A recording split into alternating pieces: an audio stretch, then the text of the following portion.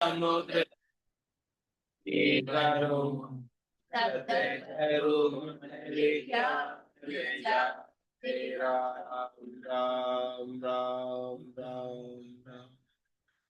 आप सभी के अंदर विराजमान परमात्मा के पावन चरणों में प्रणाम। राम राम राम। अनंत श्री सदगुरु सुखराम जी महाराज की अणबे वाणी है। दिन भिन्नता का अंग चल रहा है। महाराज इस अंग के माध्यम से फरमा रहे हैं, हाकम सोही दिन है सूकन मांडे हाथ, फिर दिन सुखे राम कहे मिथ्या करयन बात। सो महाजन सुन सुखी राम कहे गट तो देवन कोई, लेवा दिन सुख राम कहे ले नहीं तो ले लोई। सो मेरी जुग दिन है जो पतिव्रता होय, नरधिन सो सुखी राम कहे झूठ न बोले कोई। दिन दिन ब्राह्मण दिन है हर ही सुराता, साधु दिन सुखी राम कहे जाचण नहीं जाता। छत्री छोही दिन है बहु क्षमा कर जाय, खट दर्शन सो दिन है निव चाले जुग माय। शुभ शुभ बाता जे करे सो सब ही दिन होय, पण साचा दिन सुख राम कहे जे हरि रता होय। महाराज कह रहे कि वो हाकिम दिन है, वो न्यायाधीश दिन है जो अपने न्याय करने के लिए रिश्वत नहीं लेता है और झूठ का साथ नहीं देकर सच का साथ देता है, वो दिन है। और कह रहे महाजन व्यापारी बनिया वो दिन है जो कम नहीं तोलता, देते वक्त और लेते वक्त ज्यादा नहीं लेता। बेचने के तराजू अलग, खरीदने के तराजू अलग है, अलग होता है।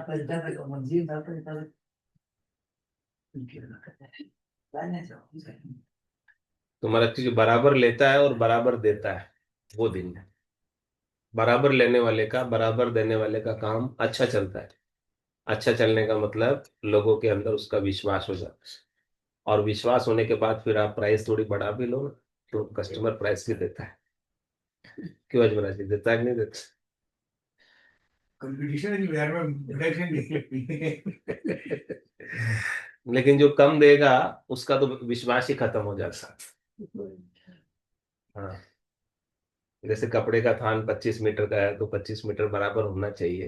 यदि उसके अंदर आप 23 मीटर देते हो, 20 मीटर देते हो, तो फिर ग्राहक कंप्लेन करेगा, टूट जाएगा, या ग्राहक बना रहेगा? एल सही होनी चाहिए, एल सही होनी चाहिए। इधर की देखते हैं रोड की 95 की है। तो महाराज कहने कि इस प्रकार से जो बराबर रखता है हिसाब किताब में व्यवहार के अंदर, उसका काम विश्वास के साथ अच्छा चलता है। रोज नए ग्राहक ढूंढने नहीं पड़ते हैं। जो ग्राहक है वो रेगुलर हो जाते हैं और लेते रहते हैं काम। और जो गड़बड़ करता है उसे रोज नए ग्राहक ढूंढने पड़ते। तो महाराज कह रहे महाजन वही है, सही महाजन वही है जो सही तोलता है, सही देता है और सही लेता है। लेने के बाद और देने के बाद एक जैसे, अलग अलग नहीं। हाँ।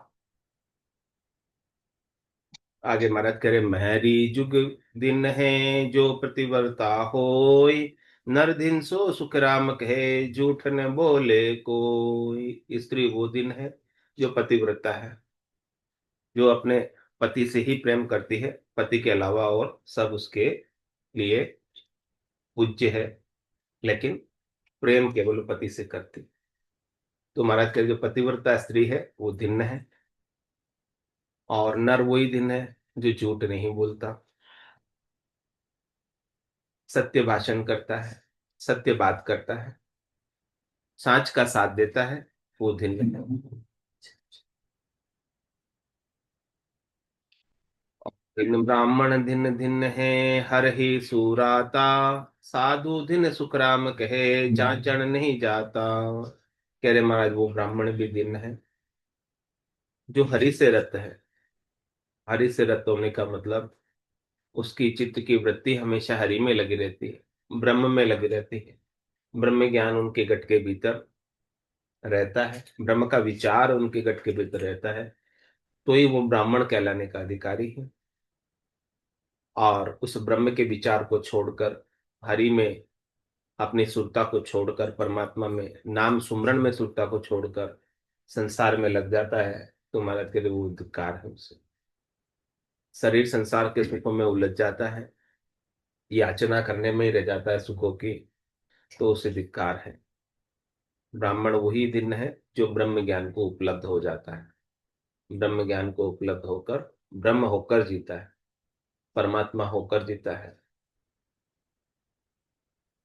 भीतर के अंदर उसे याचना का भाव नहीं रहता। एक बार ब्रह्म प्राप्त होने के बाद कुछ मांगना, कुछ बनना, कुछ एक दिन में 3 जगह ही जाते,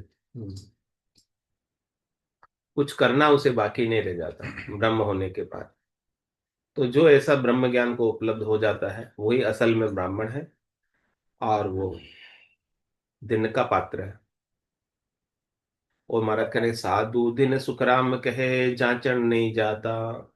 साधना करने वाला, भक्ति करने वाला साधु वही दिन है जो अपने सुखों के लिए, अपने इंद्रियों के सुखों के लिए, अपने शरीर संसार के सुखों के लिए याचना नहीं करता। यानी उनके मन के अंदर कोई सुखों की याचना रह नहीं जाती, उन सब सुखों का वो त्याग कर देते हैं। और जो सहज चीजें प्राप्त हो जाता है उनके बाल है। और कभी नहीं भी मिलता है तो भगवान ने आज उपवास करने का अवसर दिया है, वो समझकर उस दिन कुछ पाते भी नहीं। जिस दिन मिल जाता है उस दिन पा लेते हैं, जिस दिन नहीं मिलता है उस दिन उनके लिए स्वतः ही उपवास हो जाता है। तो साधना करने वाला साधु, इतना उसके अंदर संतोष आ जाता है, इतनी धैर्यता आ जाती है, इतनी शीतलता आ जाती है कि उनकी सारी चाहना ही मिट जाती है। तो वास्तव में वो साधु साधु कहलाने का अधिकारी है, जो अपने स्वार्थ के लिए कुछ नहीं मांगता, अपने सुखों के लिए कुछ नहीं मांगता। और यदि मांगता भी है तो दूसरों के लिए, कल्याण के लिए, सेवा के लिए, लेकिन अपने लिए कुछ उसे चाहिए नहीं, अपने लिए कुछ उसे करना नहीं। वो वास्तव में साधु दिन का पात्र है, वो वास्तव में साधु कहलाने का अधिकारी है। और जिसे अभी अपनी ही भूख नहीं मिटी है, अपने ही सुखों के लिए लगा पड़ा है, तो वो साधु नहीं है, वो तो ग्रस्त से भी बड़ा ग्रस्त।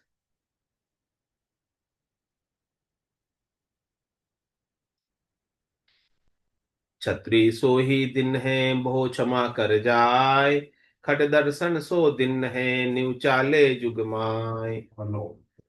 महाराज छत्री के लिए कह रहे हैं कि वास्तव में क्षत्रिय वो दिन है जिनके अंदर क्षमा का भाव, जो क्षमा का भाव रखता है वो क्षत्रिय दिन है। जो क्षमा कर सकता हो वो क्षत्रिय दिन है।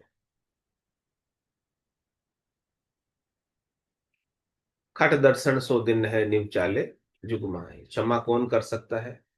जो इस संसार को झूठा समझता है। सच्चा समझेगा तो क्षमा कभी करेगा ही, और क्षमा नहीं करेगा तो उसका क्या परिणाम होगा? जो रण बदला बाकी रह गया, उस रण बदले को चुकाने के लिए प्रतिशोध की आग में पहले तो जलना पड़ेगा, मौका आने का इंतजार करना पड़ेगा, कब इसकी नाड़ नीचे हो और मैं दबा दूं, ऐसा इंतजार करना पड़ेगा। तो वेर उनके मन में बसा रहेगा। तो जब मन में वेर बसा रहे या मन में वेरी बसा रहे, तो फिर मन में परमात्मा कैसे बसेंगे? बस पाएंगे क्या? नहीं ना। इसलिए महाराज कह रहे हैं कि क्षत्रिय वही दिन है जो क्षमा कर सकता है और वेर भाव को मिटा ले, तभी वो मुक्त हो सकता है। यदि वो वेर भाव उसके अंदर गांठ बांध के रखेगा, वेर की गांठें बांध लेते हैं ना, और कितने समय तक याद रखते हैं? जब तक नहीं ले लेते, जब तक वापस बदला चुकाने का मौका नहीं आ जाए, चोटी बना लेते हैं गांठ की पूरी वेर की। तो महाराज कह रहे कि ऐसे वेर की गांठ को खोल दो, यदि मुक्त होना चाहते हो तो, और बंधे रहना चाहते हो तो बांधे रखो, उसमें भी कोई दिक्कत नहीं है। नहीं, घनी दिक्कत हो जाए।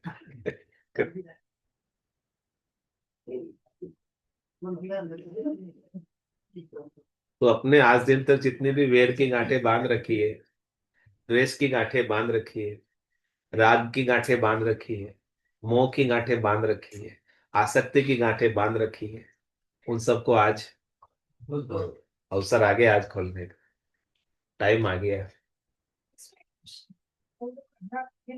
अगला देखो, जिसको मुक्त होना वो खोले, अगला खोले ना खोले भाई, जिसको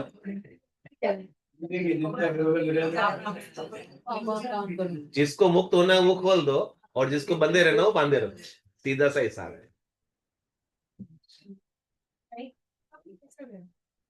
अगला भले नहीं खोलो, अपने को अपने खोल देनी, बदला हो,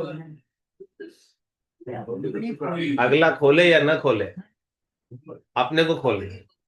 पहल पहल किसको करनी है, अगले को या अपने को? क्यों अपने को खोलनी है, अगले को खोल, अपने को खोल, पहल खुद से ही करनी पड़ेगी, स्टार्ट अपने से ही करना पड़ेगा। स्टार्ट अपने से ही करोगे तो फिर अपने आप ही सब चीजें ठीक होने लग जाएगी। खोल के तो देखो, देखोगे तो पता चलेगा कि ठीक हो रही है कि नहीं हो रही। सबसे पहले अपने मन को ठीक करो, तो दुश्मन तो अपने आप ही ठीक हो जाएगा। दुश्मन, आपका मन दूषित हो गया, इसलिए दुश्मन आपके मन में आ गए। आपका मन ठीक हो गया तो दुश्मन रहा क्या, वो ठीक मन हो गया, दुश्मन नहीं रहा। दुश्मन, दूषित मन किसका होता है, अपना ही होता है।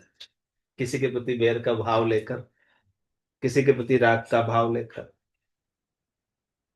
तो राग द्वेष बना रहता है। और जब तक राग द्वेष बना रहता है, तेरी मेरी बनी रहती है। राग द्वेष और तेरी मेरी के कारण हम बार बार जन्म पाते रहते हैं, राग के कारण या द्वेष के कारण।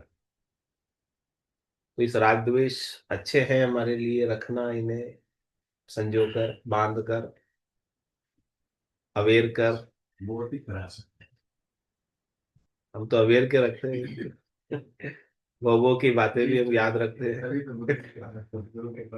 याद रखते हैं ना, तो कितने समय पहले क्या घटना घटी, उसने मेरे साथ ऐसा किया, मैं भी देख लूंगा, ईट का जवाब।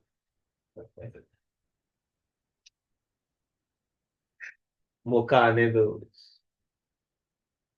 उसके भी काम पड़ेगा। आज हमारे काम पड़ा, अब उसके भी तो काम पड़ेगा, नहीं पड़ेगा? तब हम भी देख लेंगे। कई तो दो तरह के होते हैं, ऊपर से तो प्रेम करते हैं, अंदर से उनके लिए ऐसा जो मौका पड़ता है इतने अच्छी बातें हैं कि बहुत अच्छा प्रेम होता है, अंदर से उनके रहता है जी। आप इतना भी अच्छा कर लो, दुष्ट का करते हैं तो दुष्ट ही रहेगा। तो भले रखो ना, वो उसका देखो, जो जो जैसा करेगा वो वैसा भरेगा अपने आप। नहीं, दुष्ट की दुष्टता का परिणाम सज्जन लोगों को दिखाता है। इसका बेस्ट उदाहरण है औरंगजेब और शिवाजी महाराज, और शिवाजी महाराज का बेटा। इसकी औरंगजेब की दुष्टता थी तो उनके भुगतना पड़ा ना। सज्जन तो सज्जन ही बनना रहा, तो जैसे के साथ तैसा करना भी धर्म का ही पालन। तब औरंगजेब का राज रहा क्या, वो अंतिम शासक था, वो चला गया। मन में तो चलता ही रहता है। ये पर मन अपने के अपने तो कर्मों का फल सबको मिलता है। दुष्ट व्यक्ति मतलब अंत तक दुख पाता थे बाद में, और सज्जन व्यक्ति अंत में सुख पाता, वो भी पता नहीं। हाँ, जो अंत में दुख, अंत में सुख पाता है। अगर दुष्ट का भी दुष्टता का भी छोड़ता नहीं है। तो आपको तो क्या करना है, महाराज जो कह रहे हैं वो करना है। अपने को तो गुरुमुखी होना ना, या मनमुखी रहना। गुरुमुखी होने के लिए महाराज कह रहे क्षमा कर दो बस, आज दिन तक की जितनी भी घाटे हैं उन्हें सबको। अभी ये बातें आई है, इससे मतलब कुछ है मन में, इसलिए उनको निकालना है। उनको ऐसा ज्ञान मिला ही नहीं आज के बाद अपन को मिला। अगर कोई अंश है, इसको कुछ भी आपके मन में रह रहा हो, किसी के प्रति भी बैर भाव, द्वेष भाव, तो उस बैर भाव को, द्वेष भाव को ब्रह्म मान के, परमात्मा मान के खोल। अच्छा, उसने भी जो कुछ किया ना, वो परिस्थिति वश किया, वो ऐसे बुरा नहीं था करने वाला भी आपके साथ, लेकिन उसी परिस्थिति बनी कि उसने बुरा करने को वो बाध्य हो। कोई ऐसे मूलतः बुरा नहीं होता है। ऐसी परिस्थिति तो उसके मन में ही नहीं, परिस्थिति जैसे बांग्लादेश में हिंदुओं का नरसान किया, क्या परिस्थिथि थी उनकी? तो उनमें यही है कि इसको खत्म करना। तो संस्कार ही नहीं मिला। संस्कार ही नहीं मिले उनको। उनका तो काम ही यही है कि इसको खत्म करना है, काफिर है। उनकी ये किताब आप माफ में, कर दो। उनकी किताब में कमजोरी, किताब में बीमारी है। वही तो मैं कह रहा हूँ, उनके संस्कार ही ऐसे देखिए। तो मूल तो अभी उसको मारने से क्या होगा, उसकी किताब को सुधारो। सुधारना है तो जहां किताब में लिखा है वहां किताब को ठीक करो, किताब को ले आओ, करेक्शन कर देते हैं उसमें। फिर आप किताब तब खत्म होगी जब वो खुद पूरा खत्म हो गए, नहीं तो किताब आप खत्म कर नहीं, वो सकते। पूरे कभी खत्म होने ही नहीं है, और वो किताब जब तक रहेगी तब तक नए नए कितने पैदा हो जाएंगे और वही सीखेंगे। तो बीमारी की जड़ कहाँ है? अज्ञानता। और अज्ञानता कहाँ से आ रही है? किताब से। जबकि किताब होती है ज्ञान देने के लिए, और किताब से क्या आ रही है? मारो। उन्होंने उसको धर्म से और जोड़ दिया। धर्म से जोड़ दिया, तो यहाँ गलती हो रही है। उनके गुरु ही ऐसे हैं। हाँ, तो यहाँ गलती हो रही ना। आदमी कोई जन्म से बुरा नहीं पैदा हुआ, उसको सिखाया गया बाद में। या जन्म से ही सीख के आया वो मारने का? कौन सीख के आया जन्म से? जन्म के समय तो सब एक जैसे ही थे, बाद में जिसको जिसको जैसे जैसे संस्कार मिले, जैसा ऐसा व्यवहार मिला, जैसा ऐसा उनको सिखाया गया, वैसे वैसे वो सीख कर करने लगे। जैसा ऐसा उनको वातावरण मिला, परिस्थिति मिली, उसके अनुसार वो हो गए। परिवेश ही ऐसा। परिवेश ऐसा मिला। तो जन्म के समय वो बुरे नहीं थे, बालक अवस्था में तो एक जैसे ही थे। यदि उनका ब्रोटअप अच्छा होता तो क्या वो ऐसे बनते? क्या उनको ऐसा सिखाया गया नहीं होता तो क्या वो ऐसा करते? मुझे ग्रंथों में इनका ऐसे उत्तर मिलता है। सृष्टि का जब आपने भी आप बताते हो ना, एक तो उत्पत्ति होती है, विनाश होता है, एक साथ होता है। तो महाराज कह रहे हैं कि क्षत्रिय सोई दिन है, बहु क्षमा कर जोई। आपने भी, माहेश्वरी भी सब क्षत्रिय है, अपनी उत्पत्ति सब क्षत्रियों से ही हुई है कि नहीं? जैन भी क्षत्रिय है, उनकी भी उत्पत्ति क्षत्रियों से ही हुई। हम्म। तो क्षत्रिय सोई दिन है, वही दिन है क्षत्रिय। बहुत क्षमा कर जाए, जो इस प्रकार से क्षमा का भाव अपने भीतर रखकर क्षमा कर देता है, अपकार करने वाले के प्रति भी, बुरा करने वाले के प्रति भी, तो वो मुक्त हो जाता है। और जो बांधे रखता है वो रण बदला लेने के लिए वापस जन्म भर के आ जाता है। तो खट दर्शन सो दिन है, न्यू चाले जुगमाय। खट दर्शनी वो दिन है जो इस ज्ञान को प्राप्त करके अपने अहम को, अहंकार को, अपने देहाध्यास को, जीवाध्यास को छोड़कर सबके सामने नींव कर चलते। यानी अपना कोई अहम नहीं, अपना कोई गर्व नहीं, अपना कोई गुमान नहीं, अपना कोई अभिमान नहीं,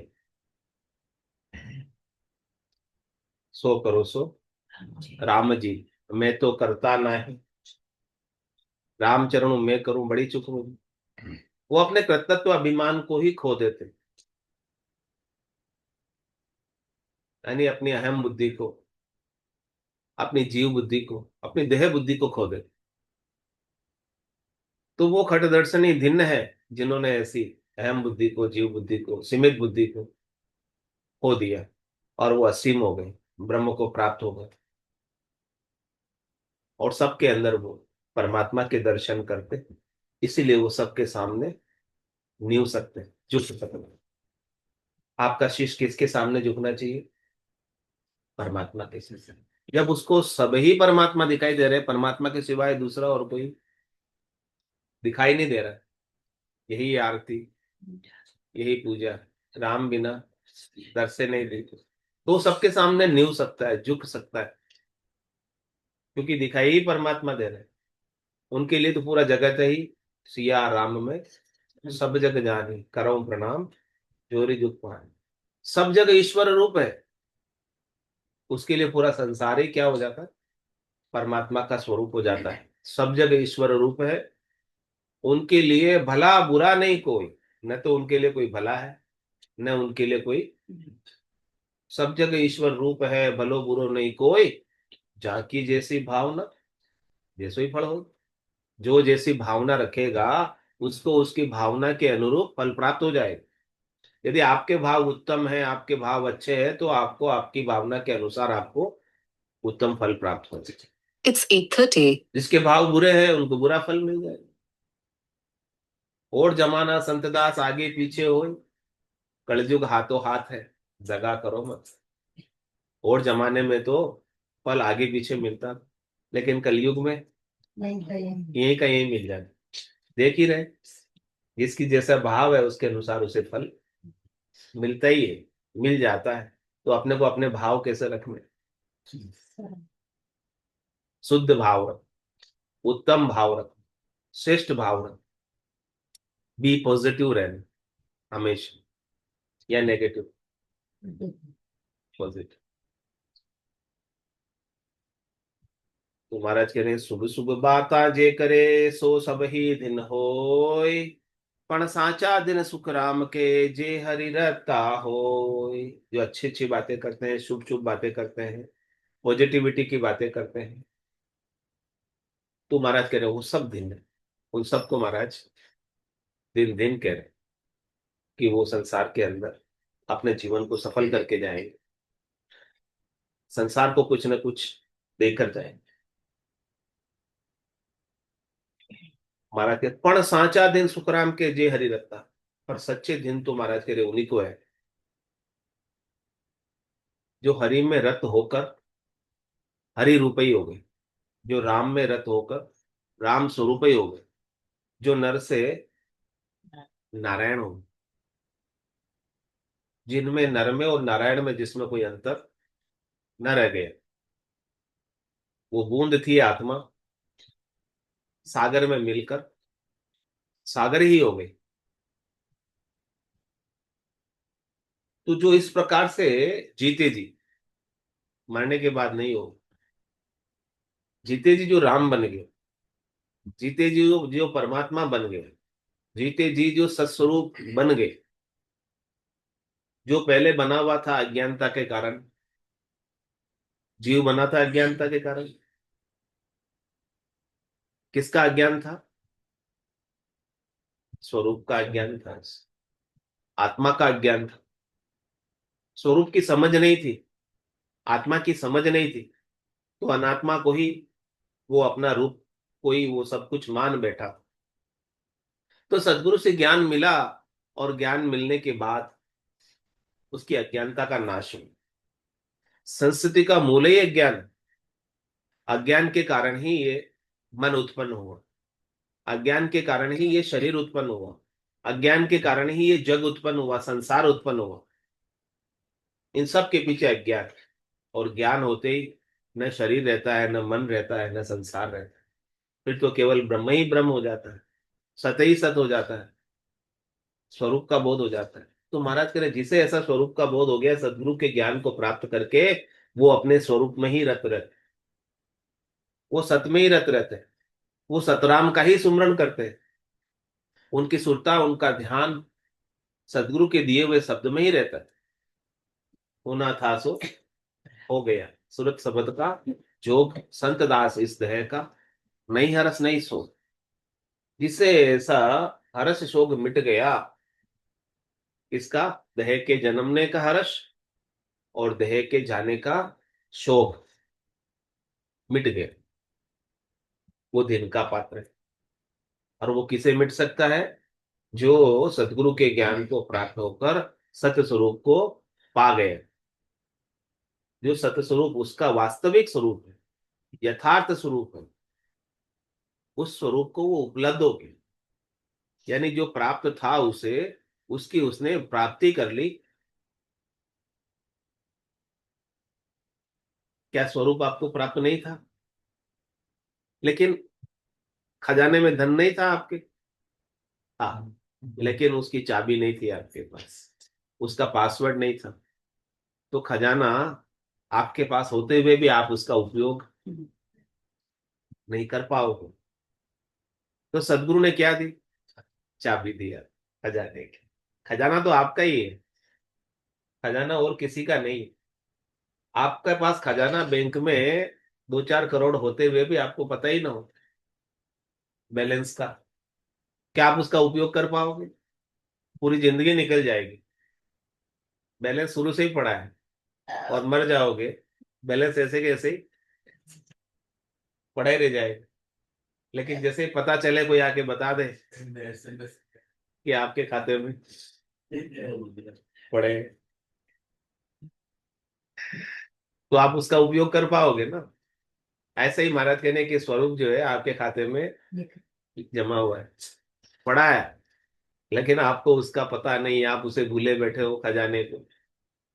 और ये खजाना कितना है? अनंत। हाँ, वो तो बैंक में तो 2-4 करोड़ ही है, लेकिन ये अणगिनती है।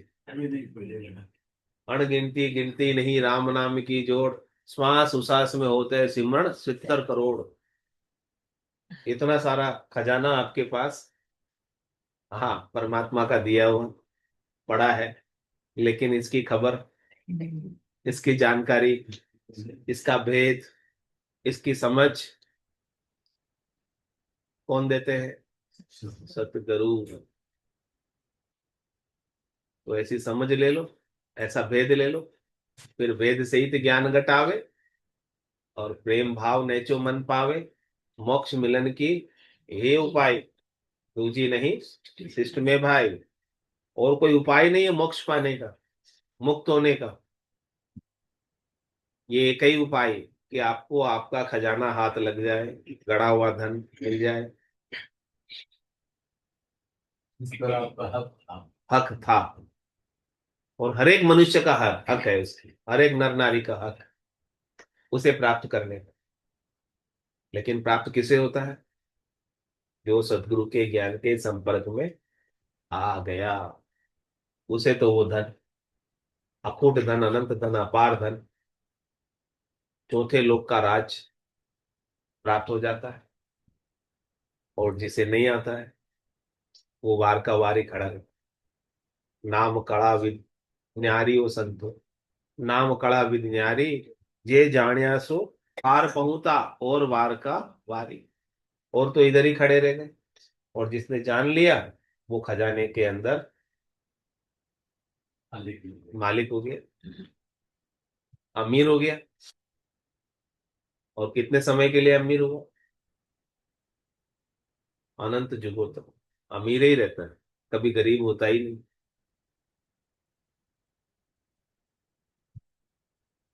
तो महाराज कह रहे हैं कि क्यों नहीं आप ऐसे हरि से रत हो जाते हो, परमात्मा से रत हो जाते हो, कि फिर आप कभी मरो ही ना, फिर आपका कभी बुढ़ापा आवे ही ना। बुढ़ापा स्वरूप का आएगा क्या, या शरीर का आएगा? किसका आएगा बुढ़ापा? शरीर का आएगा। लेकिन आपका स्वरूप कभी बूढ़ा नहीं होता।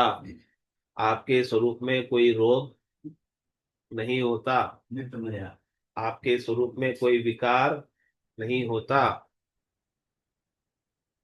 आपका स्वरूप अव्यय है, व्यय भी नहीं होता, खर्च भी नहीं होता, खायो न खर्चे, चोर न लूटे, दिन दिन बढ़त सवाय, पायो जी में तो राम रतन धन पाए, वस्तु अमोलक दी मेरे सतगुरु, कर कृपा अपनाए, पायो जी में तो राम रतन धन पाए, जन्म जन्म की पूंजी पाई, जग में सबे खवायो, सबको लुटाया, लेकिन खायो न खर्चे, चोर ने लूटे, दिन दिन बढ़त सवाए। ऐसा ये धन है जो सदगुरु आपको बख्शिश कर, ऐसा ये खजाना है, ऐसी ये खान खोल रहे।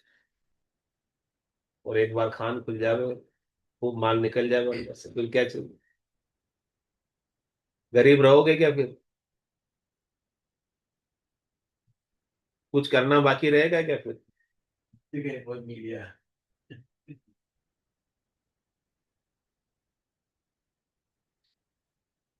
तो ऐसे सच्चे धन के पात्र बन जाओ, महाराज कह रहे। तो दिन दिन तो वे ही जानिए जो रत्ता रहमान, दूजा सब सुखराम कहे नचे झूठे बकान। वही वास्तव में दिन है जो हमेशा रहम करने वाले राम में रत है। रहम कौन करता? राम ही तो रहम करता है। सब सुखदाता राम है, दूसर नाही कौन। आपको कोई सुख भी प्रदान कर रहा है ना, तो कौन कर रहा है? राम ही कर रहा है। वो सुख देने वाला तो केवल है, निमित्त है, केवल दिखाई दे रहा है, लेकिन उसके पीछे कौन है? वो तो माध्यम। हाँ, वो तो माध्यम में सुख देने वाला। जहां पर कृपा राम की होई, तहां पर कृपा करे ही सब कोई। तो किसे याद करना?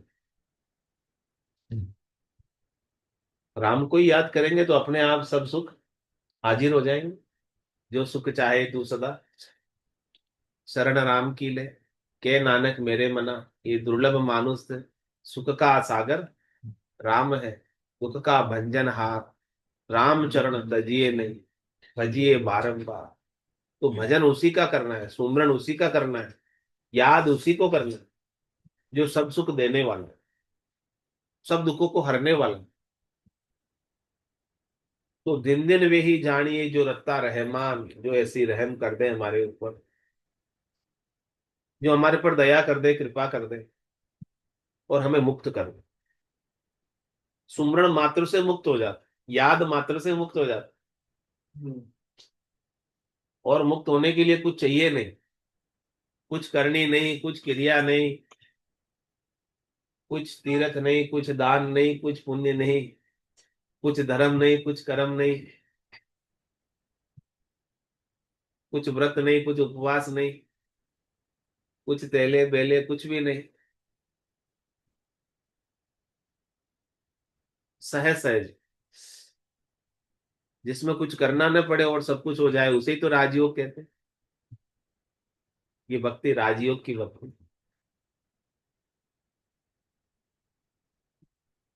राजा के राज में प्रजा सब कुछ करती है, राजा क्या करता है? सब कुछ, लेकिन उसके पास खजाना बढ़ता रहता।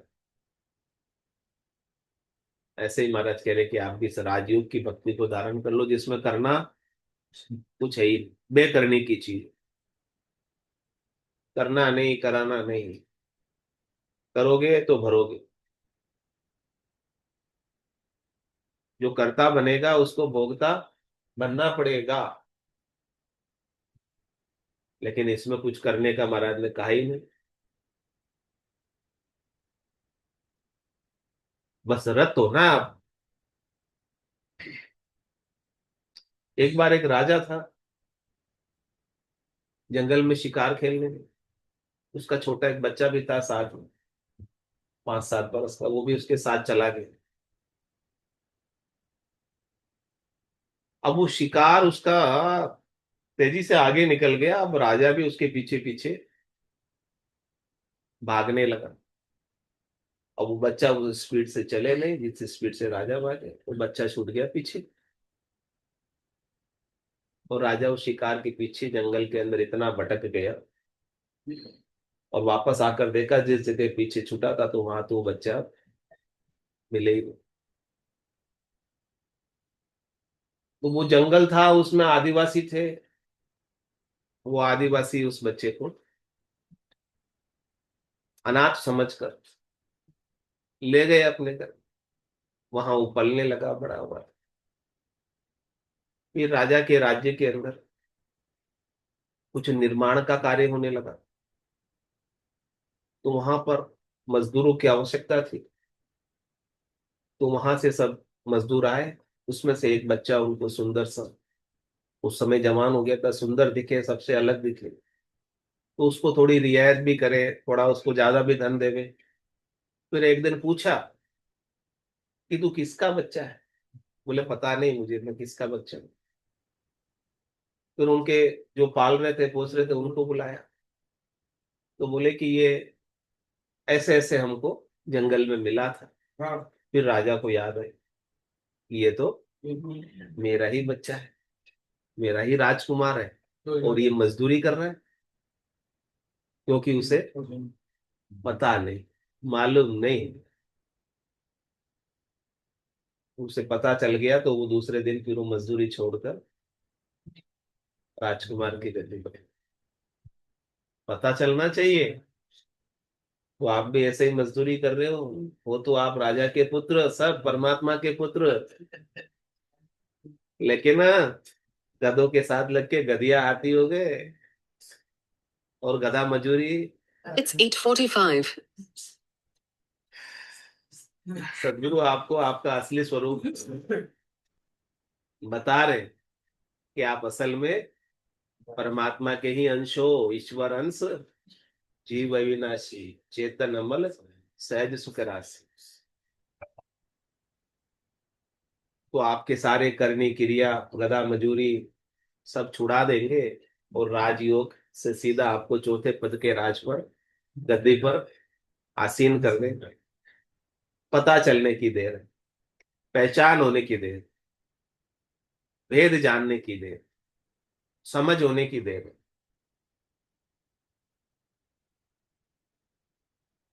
बोलो राम सतगुरु देव जी महाराज की जय हो।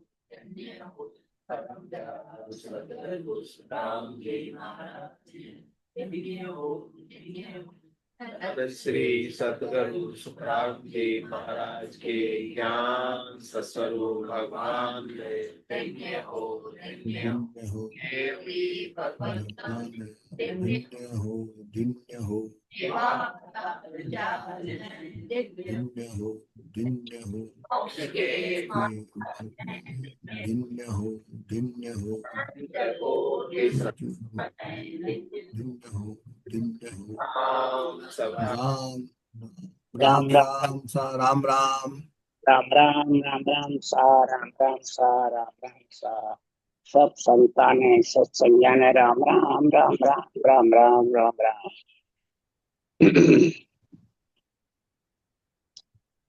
सत्स्वरूप निन्नाम केवल